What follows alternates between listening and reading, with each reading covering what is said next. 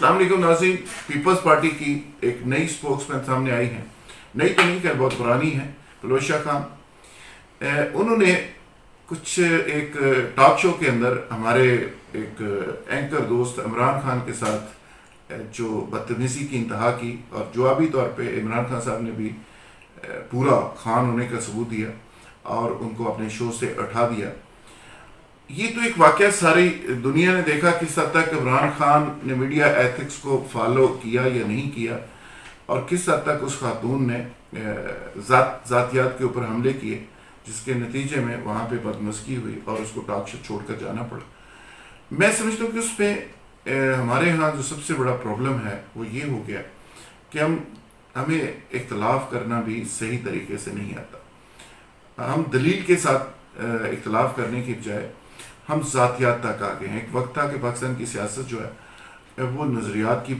का नाम था, फिर ये शख्सियात तक आ गई, अब ये ज़ातियात तक आ गई, और ज़ातियात के बाद ये गालम गलोच तक पहुँच गई। तो उसमें मैं समझता हूँ कि बहुत सारे हमारे दोस्तों ने इस पर बात की। बहुत सारे दोस्तों ने कहा कि इमरान खान साहब को ऐसा नहीं करना चाहिए, गेस्ट आता है तो गेस्ट को रिस्पेक्ट देनी चाहिए, गेस्ट के मुंह में अपनी बात डालने की कोशिश नहीं करनी चाहिए, गेस्ट की बात सुननी चाहिए, होस्ट को सिर्फ सवाल करना चाहिए, सवाल फ्रेम करने के बाद चुप करके उसको रिस्पेक्ट और इज्जत दे के उसकी बात सुननी चाहिए, अपनी ख्वाहिश को तजिया या खबर बना के पेश नहीं करना चाहिए। लेकिन साथ ही साथ बहुत सारे दोस्तों ने इस पर भी बात की कि पलोशा खान ने जो गुफ्तगू की, जो उनका अंदाज़ था, जो तहज़ीक अमेज़ अंदाज़ था, वो बड़ा तकलीफ़ देता। लेकिन आज ही मुझे एक वीडियो मिली जो मुख्तसर सी वीडियो है मोहतरमा, उसमें ये फरमा रही हैं कि 10-12 कुत्ते हैं जो सिंध गवर्नमेंट के ऊपर छोड़ दिए गए, और साथ वो वार्निंग दे रही हैं कि ये कुत्ते कभी कभी पलट कर अपने मालकान को भी पकड़ सकते हैं और मालकान को भी जख्मी कर सकते हैं। रोशा खान साहबा, मुझे पता है कि आपने ये कुत्ते किसको कहा, आप गाली किसको दे रही हैं, लेकिन आप ज़हन में रखिए, आप जो स्क्रीन के ऊपर बातें कर रही हैं, बड़ी अजीबो गरीब अंदाज में जो बातें कर रही हैं, ये वो मीडियम है, ये जो स्क्रीन है, ये उन्हीं मीडिया के अदारों की स्क्रीन है जिसके ऊपर आपकी आवाज़ और आपकी गालियाँ आम लोगों तक पहुँच रही हैं, जिसमें आप उन्हीं मीडिया के लोगों को बुरा भला कह रही हैं। लेकिन ये ज़हन में रखिए, गाली देने से आपका अपना जो वसफ़ है, हसब नसब है, आपकी असलियत है, वो सामने आती है, और आपने उस पर बता दिया कि आप हैं कौन और आपकी तरबियत क्या है। आप मीडिया के एंकर्स को गालियां देने के बाद क्या आपकी करप्शन छुप जाएगी, क्या आपकी नाअहली छुप सकती है, आपकी बैड गवर्नेंस अगर छुप सकती है तो आप और गालियां दें। अगर गालियां देने से लाड़काना के अंदर जो टूटी हुई सड़कें हैं वो सोने की ईंटें वहाँ लग सकती हैं, तो आप और गालियां दें। अगर आपकी गालियां देने से थर के अंदर मरने वाले जो बच्चे हैं वो जिंदा हो सकते हैं, तो आप और गालियां दें। पलोशा खान, अगर आपके गालियां देने से जो अरबों रुपए का बजट हेल्थ के नाम पे सिंध के अंदर खाया गया है वो वापस आ सकता है, सिंधी लोगों को मिल सकता है, तो आप और गालियां दें। अगर वहां पे सईद गनी के हल्के से लेके हर हल्के में स्कूलों के अंदर जानवर जो बंधे हुए हैं, आपके गालियां देने से जानवरों की जगह बच्चे वहां पे पढ़ना शुरू कर दें, वहाँ पे टॉट और डेस्क आ जाएं, वहाँ पे उस्ताद आ जाएं, तो आप और गालियाँ दें। अगर आपकी जो कायद है, जहाँ पे वो दफन है, जहाँ पे भुट्टो साहब दफन है, जो हमेशा से जिंदा है और जिंदा ही रहेंगे, वहाँ उनके शहर के अंदर, लाड़काना के अंदर अगर हालत बदल सकती है आपके गालियाँ देने से, एंकर्स को बुरा भला कहने से, तो आप और गालियाँ दें।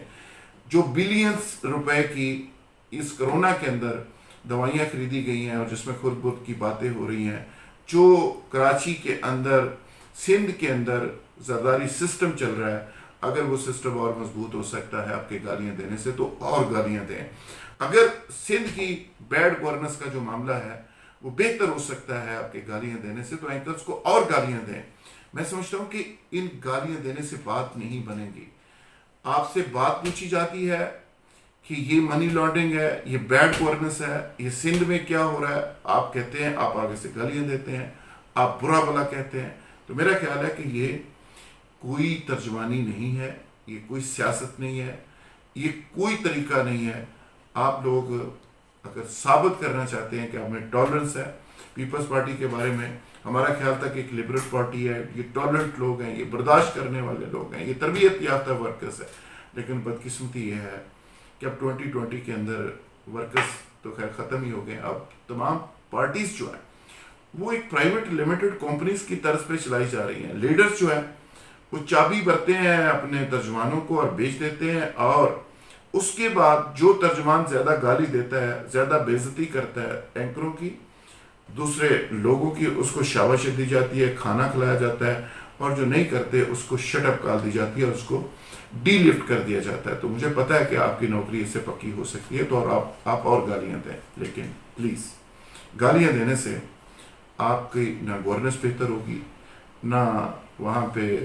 کتے کے کاٹنے کی ویکسین ملے گی، نہ سندھیوں کو بیچاروں کو ایجوکیشن ملے گی، نہ ان کو ہیلتھ ملے گی، نہ ٹوٹی ہوئی سڑکیں ٹھیک ہوں گی، اور نہ سندھ کے اندر تھر کے اندر جو بچے مر رہے ہیں، بلک رہے ہیں، نہ ان میں بہتری آئے گی، اور نہ سڑکوں کے اوپر اور بیچارے جو خواتین بچے جن رہی ہیں نہ ان کے لیے سہولت پیدا ہوگی، اور نہ ان خواتین اور بچوں کے لیے کوئی بہتری ہو سکتی ہے گالیاں دینے سے.